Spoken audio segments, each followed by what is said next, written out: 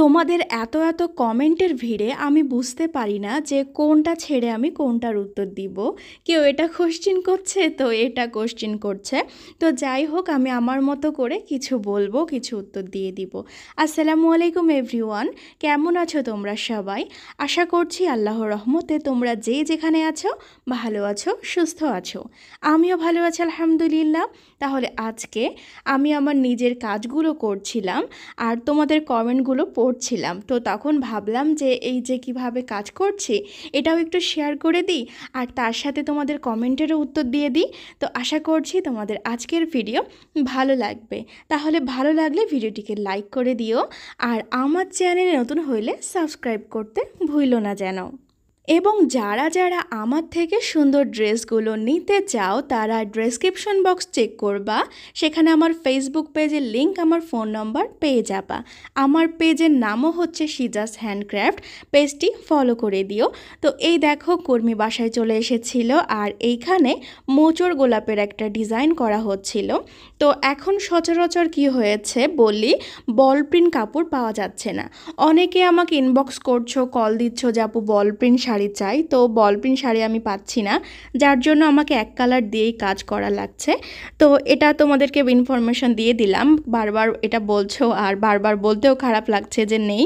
তো এই দেখো, এই কাগজগুলো দিয়ে আমি প্রিন্ট করছিলাম। তো এক কালারের উপরেও কিন্তু এই গোলাপটা বেশ ভালো লাগে দেখতে। এর আগে আমি দেখিয়েছি তোমাদেরকে, আরও কয়েক পিস আমি রেডি করছি যখন দেখলাম যে এত সুন্দর। যাই হোক, তাছাড়া কিছু করার নাই, কেননা বল প্রিন্ট কাপড় নেই। তো কি করব বলো, এটা দিয়েই করতে হবে। এটাও বেশ সুন্দর দেখতে। তোমরা আমাকে একটা কোশ্চেন বেশি বেশি করো যে আপু কর্মীদেরকে মজুরি কিভাবে দাও। তো আমি বলি, কর্মীদেরকে মজুরি কিন্তু কাজের ওপরে দিই। যেমন ধরো, সিম্পল কাজের জন্য একটা ওয়ান পিস যদি দেওয়া হয় তাহলে 150, আর যদি সেটা অনেক বেশি গর্জিয়াস হয়ে যায় তাহলে একটা ওয়ান পিসের ক্ষেত্রে 300, 400 পর্যন্ত বা তারও বেশি একটা ওয়ান পিস কিন্তু দিয়ে দিই, মানে যদি গর্জিয়াস হয়। আর যদি গুজরাটি হয় তাহলে কিন্তু একটু বেশি হয়, কেননা এই যে ফুলকারি যে ডিজাইনগুলো আছে না, সেগুলোর থেকে কিন্তু গুজরাটি সেলাইয়ের মজুরি বেশি, তারপরে কাজ করতে একটু ঝামেলা হয়। তো মোচড় গোলাপের ক্ষেত্রে বলি, এটা হচ্ছে 400-500তেই সীমাবদ্ধ মজুরি। হ্যাঁ, কিন্তু এখানে আবার কুশি কাটার কাজ আছে, তো এগুলো কিন্তু নির্ধারণ করে ব্যালেন্স ঠিক রাখতে হবে। যেমন ধরো, তোমরা আমাকে বলো যে আপু ড্রেস সেল করার জন্য দামটা কিভাবে নির্ধারণ করব। তো আমি বলি, একটা ড্রেসে তোমার কাপড় কিনতে কত লাগলো হিসাব করে দেখবা যে কাপড় কিনতে 500 লেগেছে, মজুরি দিয়েছো কত, 500 দিয়েছো, সুতা, কুশি কাটা বা আদার্স এগুলো সব কিছু ক্যালকুলেশন করবা। করার পরে একটা সীমিত মাত্রায়, যে তুমি এত কষ্ট করে কাজটা করেছো তার জন্য তোমার কত রাখা উচিত, সেই মাত্রা ভিত্তিকে কিন্তু দামটা নির্ধারণ করতে হবে। তোমাদের আরেকটা কোশ্চেন হলো আমার কাছে যে আমি অনলাইনে কাজ দিই কি না। তো আমি বলি, আমার কিছু ওয়ার্কার আছে, আমি তাদেরকে দিয়ে কাজ করাই। তো আমি রাজশাহীর বাইরে কখনো কাজ দিই নাই।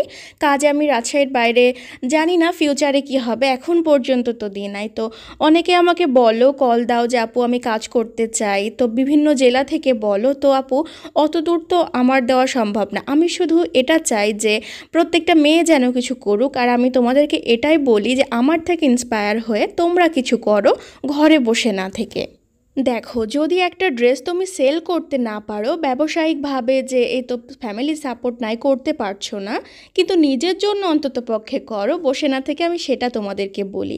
তো এই দেখো, আজকে টোটালি প্রায় 7 কেজির মতো সুতা এখানে চলে আসছে। তো যেগুলো আমি দেখছিলাম যে কালকে যেহেতু আমি ফিল্ডে ছেড়ে দিব, তো তোমাদেরকে আমি অবশ্যই দেখাবো ফিল্ডে দেওয়ার সময় কিভাবে কি করতে হয়। যদিও অনেক বেশি আমি দিয়ে দিয়েছি, কিছুটা বাকি ছিল, কেননা সুতা পাওয়া যাচ্ছিল না। যে বর্তমান পরিস্থিতি তোমরা সবাই জানো, এতে করে বাইরে যাওয়া পসিবল হচ্ছিল না। তো আর তার সাথে কি, বাজারে যে সুতা নিতে যাব, সে যে তারা যেখান থেকে সুতা নিয়ে আসে সেখান থেকেও তাদের নিয়ে আসা সম্ভব হচ্ছিল না, যার জন্য মন মতো কালার বা যেগুলো আমার দরকার সেগুলো আমি পাচ্ছিলাম না। তো এগুলো পেয়েছি, এগুলো চলে এসেছে, সেগুলো ইনশাল্লাহ দেখা যাক, কালকে আমি ফিল্ডে ছেড়ে দিব, তারপর উঠে আসলে তোমাদের সাথে শেয়ার করব।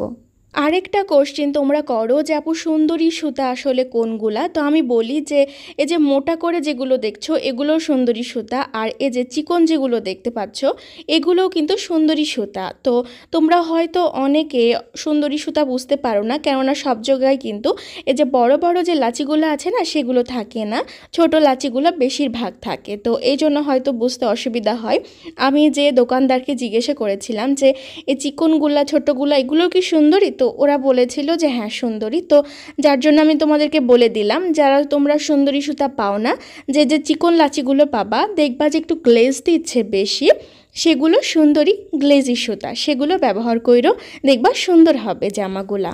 তোমাদের আরেকটা কোশ্চিন আছে যে আমার বাসা কোথায়, আমি কোথা থেকে বলছি। তো আমার বাসা হচ্ছে রাজশাহী, আমি অনেকবার বলেছি এটা যে আমি রাজশাহী থেকে বলছি, আমি এখানকারই মেয়ে। তো এই দেখো এইটা বলি, এই তো এটা হচ্ছে ফিল্ড থেকে উঠে এসেছে, একটা আপুর ছিল, তো এটা টোটালি দুইটা ছিল, তো একটা উঠে এসেছে আর একটা একটু বাকি আছে। দেখা যাক কয়েকদিনের মধ্যে আমি ইনশাল্লাহ তুলে দিব। আপু যথেষ্টবার আমাকে বারবার বলছে, তো আমি বলছি আপু চেষ্টা করছি, কিন্তু কি করার, কিছু করা হচ্ছে না, কেননা পরিস্থিতি এমন ছিল যে সহজে সব সুতা পাচ্ছিলাম না, কোনো কিছুই পাচ্ছিলাম না, যার জন্য দেরি হচ্ছে। বাট কিছু করার নাই, আলহামদুলিল্লাহ ভালোই হয়েছে। তো দেখা যাক পুরোপুরি হয়ে যাক, তোমাদের সাথে শেয়ার করব। তো তোমাদের কেমন লাগছে বলো। বেগুনের উপরে কিন্তু বেশ সুন্দর এটা দেখতে, মানে বেগুনের উপরে মাল্টি সুতা ফেললে কিন্তু বেশ মজা লাগে।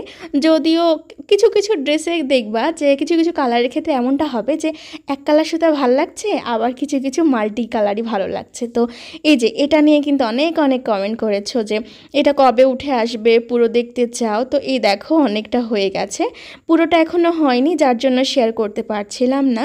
যাকে দিয়ে কাজটা করাচ্ছিলাম তার একটু সমস্যার কারণে পুরোটা কমপ্লিট করতে পারেনি, আর তার সাথে এটার ছাপটাও একটু মিশে গেছে, তো যার জন্য এটা আমার কাছে আবার দিয়ে গেছে। তো এটা আবার মিডিলে যে ফাঁকা অংশগুলো আছে সেখানে প্রিন্ট করা হবে, তারপরে এটা আবার দিয়ে দেওয়া হবে, আর তারপরে তোমাদের সাথে আমি শেয়ার করতে পারবো।